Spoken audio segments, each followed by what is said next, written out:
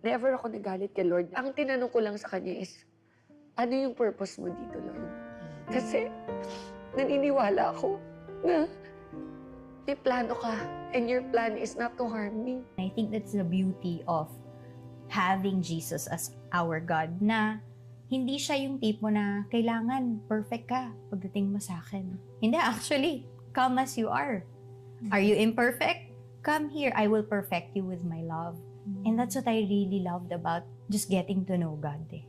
Kasi, hindi ko pala kailangan magmalinis bago ko lumapit sa Diyos. Doon ako nausap ni God na parang feeling mo kasi ikaw yung teacher. You're the tax collector. When He talks to you talaga iba.